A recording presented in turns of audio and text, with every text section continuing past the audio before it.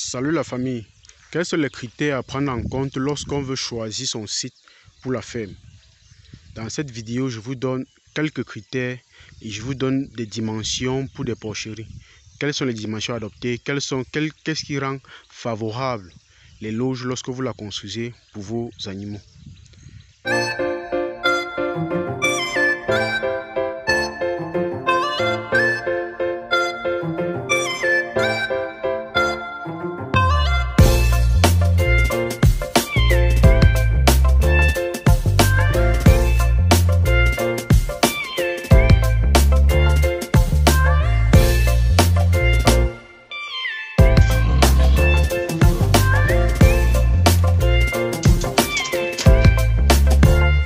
Alors, moi, c'est Sim Alex Clovis, jeune entrepreneur agropastoral, éleveur de porcs et de lapins.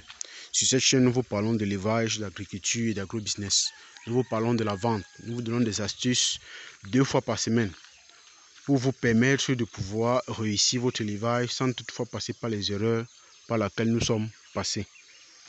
Alors, lorsque vous voulez acquérir un site, il est très important de regarder la possibilité d'avoir de l'eau parce que si vous ne vous rendez pas compte, les animaux consomment énormément d'eau et c'est très primordial pour leur croissance, pour leur santé et même pour leur suivi.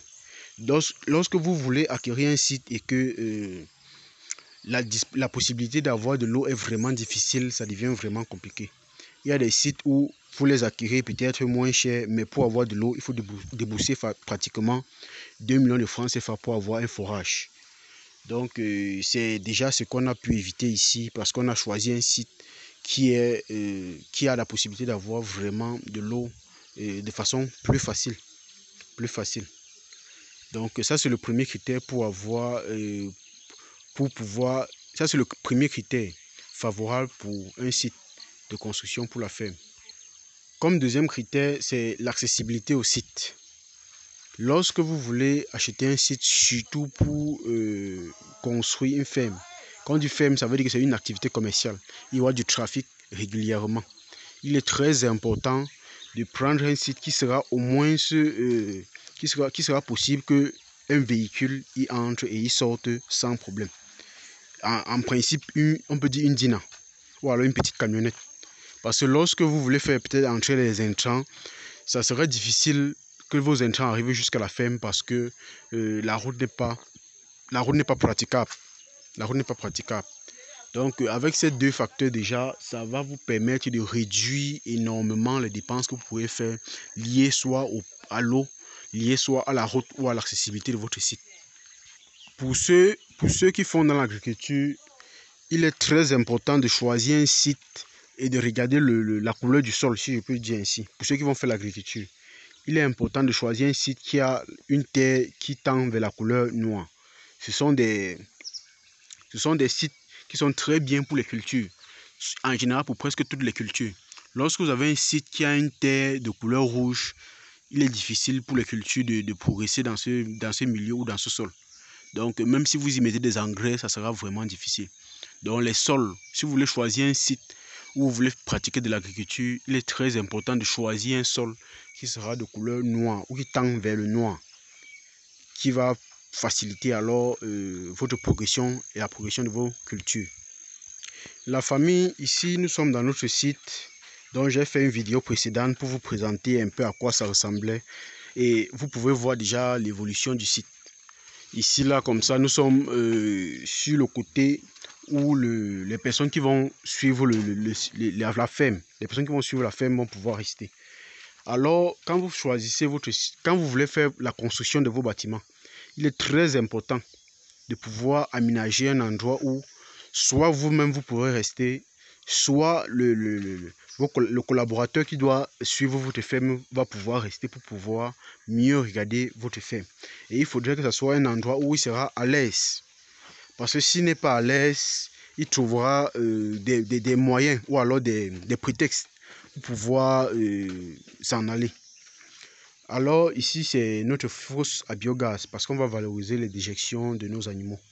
Et les fientes, on va essayer de les tester sur ces parcelles que vous voyez derrière là pour voir vraiment si le digestat du biogaz est effectivement vraiment très bien pour les cultures. Donc, sur ce site, on va mieux vous donner des astuces pour pouvoir vraiment vous-même augmenter vos bénéfices et augmenter votre rentabilité. À partir des expériences que nous allons faire ici, vous allez vraiment avoir des informations vraiment capitales que vous ne pourrez pas avoir facilement. Alors, comme je le disais tantôt, il est très important d'aménager un endroit où votre collaborateur ou alors vous-même, vous pourrez y rester sans souci. Et comme vous pouvez le voir ici, ça c'est comme ça le côté où il pourra rester aisément pour pouvoir suivre au mieux les animaux.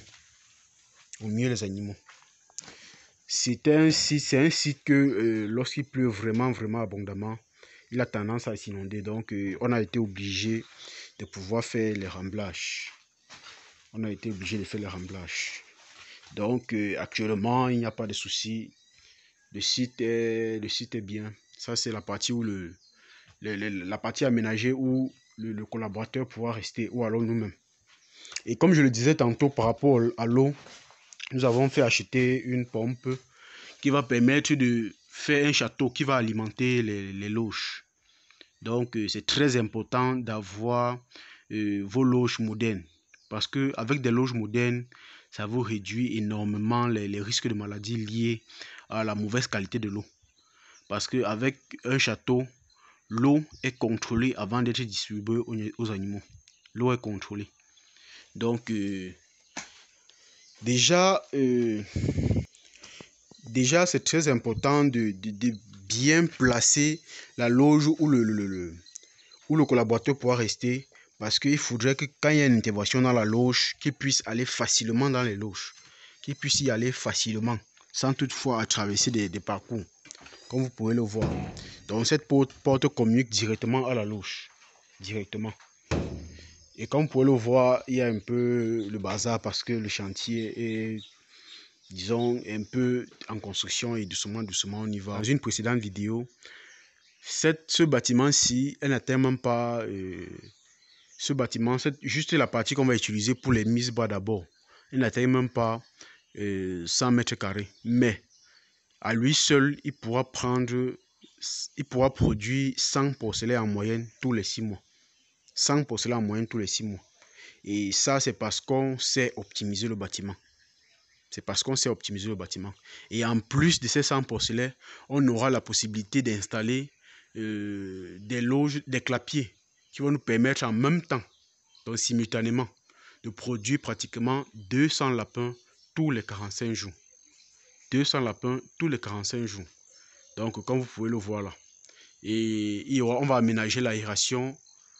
On va aménager l'aération pour les lapins, pour la loge, pour qu'ils puissent être confortables et bien aérés.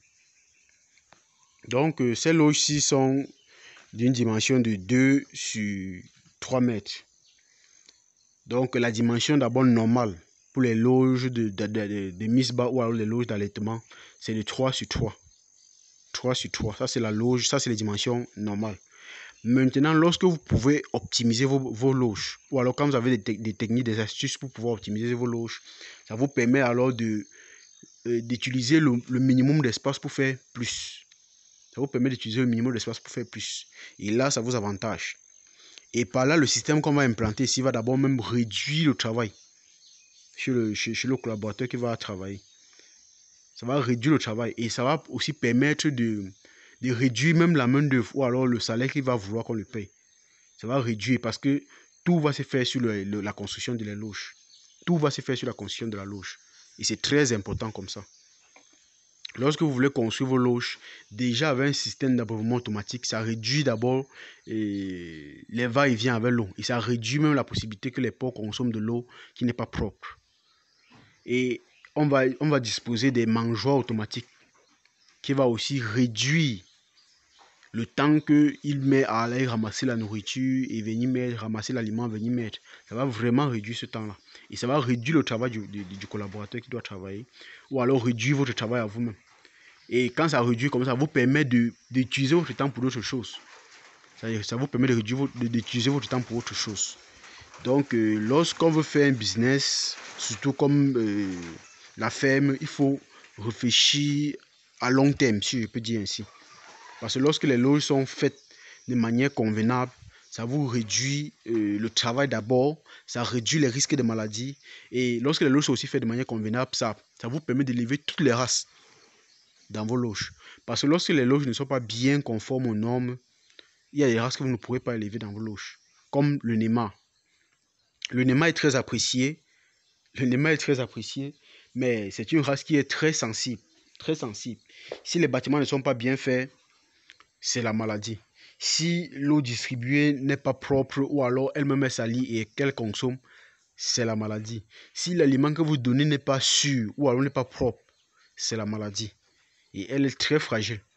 Donc, pour pouvoir élever du Néma, il faut d'abord avoir des bâtiments conformes dans les normes qui va répondre à ses besoins d'alimentation et d'approvisionnement sans souci.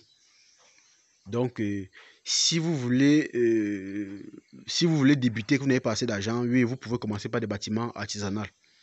Mais dès lors que vous avez la possibilité de faire des bâtiments modernes, je vous conseille vivement de faire des bâtiments modernes. Mais ça va vous permettre d'élever toutes les races que vous voulez et d'économiser sur votre propre temps. Parce que le bâtiment à lui seul va faire la moitié du travail que vous pourriez faire. Le bâtiment à lui seul pourra faire la moitié du travail que vous pourriez faire. Donc, je vous ai donné les dimensions de la loge. Vous pourrez aussi les implémenter chez vous. Ici, il y aura une loge de gestation. Parce que c'est même elle qui va vraiment réduire le potentiel du bâtiment. C'est elle qui va vraiment réduire la consommation d'espace sur le bâtiment. La loge de gestation. Lorsqu'elle sera montée, je vous ferai une vidéo pour mieux vous présenter à quoi ça ressemble.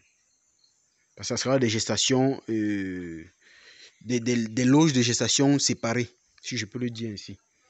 Donc, dans ces loges, il y aura pratiquement 10 femelles. Et dans les loges de mise bas, il y aura pratiquement 4 femelles, parce qu'il y aura 4 loges de mise bas. Donc, on va faire des croisements en groupe qui vont nous permettre d'avoir pratiquement, sur chaque 2 mois, il y aura pratiquement 4 mises bas. Donc, en 6 mois, il y aura pratiquement 10 à 12 mises bas. Donc, vous pourrez imaginer qu'avec l'organisation, vous pourrez vraiment avoir une plus haute rentabilité avec le peu d'espace que vous disposez, mais seulement en orientant bien ce que vous voulez faire. Et c'est déjà avec des objectifs de départ. Avec les objectifs de départ. Lorsque vous avez des meilleurs objectifs, vous savez déjà à la base comment vous allez vous organiser pour pouvoir réaliser ce que vous voulez réaliser.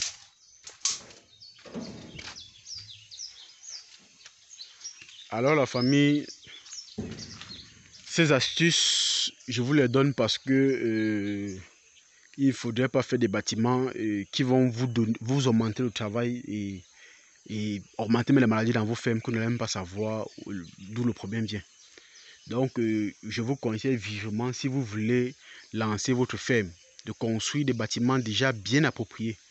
C'est la même chose chez les lapins, c'est la même chose chez les porcs, c'est la même chose chez les poulets. C'est des bâtiments appropriés.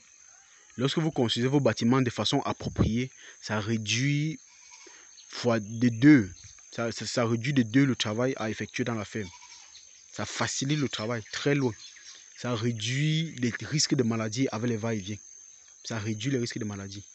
Et ça augmente votre possibilité à élever toutes les races de façon sereine. Toutes les races de façon sereine.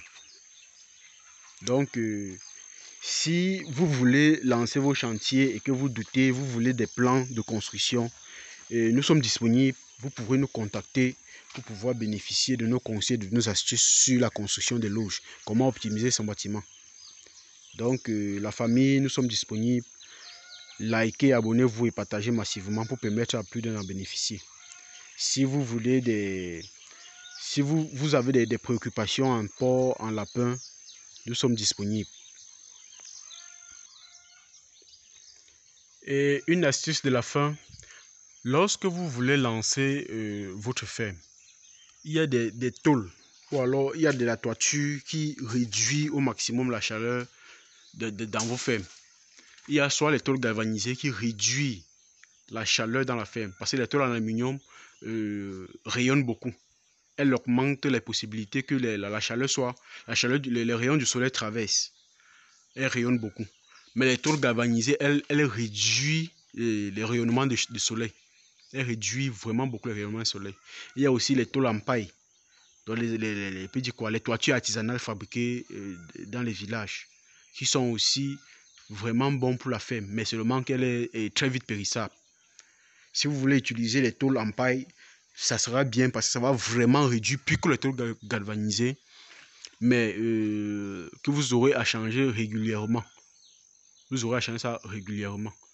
Donc, si vous voulez construire vos fermes, il sera préférable, si vous ne voulez pas faire un changement constant, vous faites des tôles galvanisées, ça réduit vraiment la chaleur dans la ferme. Beaucoup. Vraiment beaucoup.